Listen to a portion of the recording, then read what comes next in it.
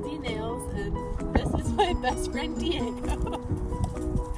And we are here in Mount Storm Park to chew on some sticks and take some pictures and some mental pictures and do some sketches of things that we see in the park. It's a little bit cold and windy today, so when it's a little bit warmer, I like to still bundle up and work on my drawing in the park.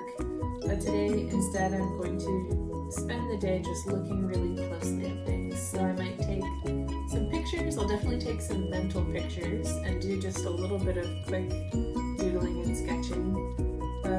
But instead of sitting in one place and drawing today, I'm going to spend the time just walking around and seeing what I can hear, seeing what different textures I can feel, seeing if there's any different smells I can smell, looking up, looking down at the ground, and just seeing how much cool stuff I can notice. I think maybe sometimes people think that because there aren't flowers like in spring or colorful leaves like in fall, that there's not as much interesting stuff to see in the winter.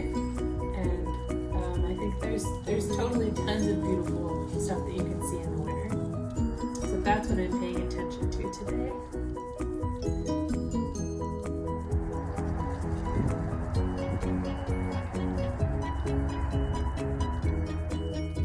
And now here we are in the future. I only did a tiny bit of sketching. I did some deer tracks I saw in the mud, a persimmon I found on the ground under a persimmon tree, the warty textured bark of a hackberry tree, and I was bundled up, but I just got a little bit too cold, so I came home to finish the rest of the coloring sheet.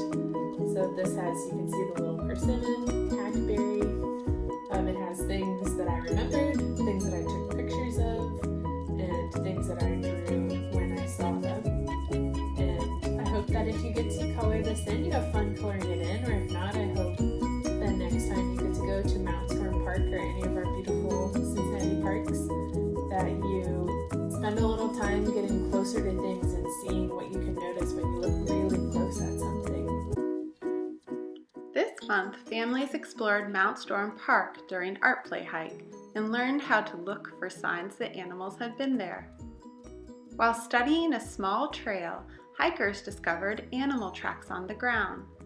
These tracks were identified as a deer hoof due to the print being divided into two sections and heart-shaped. The point at the end of the heart showed the direction the animal was going. Hikers found small deer trails, droppings, and even rubbings on the trees where the deer had brushed off the surface to mark their scent.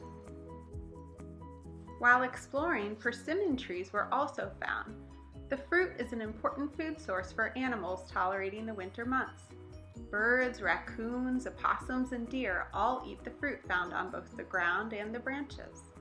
Another way to help feed animals during winter is through outdoor feeders. The artist duo Batres Gilven helped families create a nature quilt square using animal-friendly edible items. Nature quilt squares, like Batres Gilven's artistic practice, reference common Mexican and American craft traditions. The use of edible toppings such as birdseed, corn, blueberries, beet powder, and hibiscus flowers was inspired by a Mexican Day of the Dead sawdust tapete.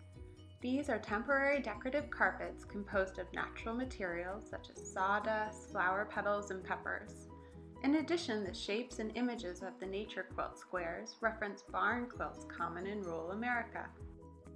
By using these natural ingredients with sun butter as the glue, you can create a square feeder of your own. What pattern or image will you create? Where will you display your work outdoors? Keep an eye out for animals who come to feed. What animals might your work attract?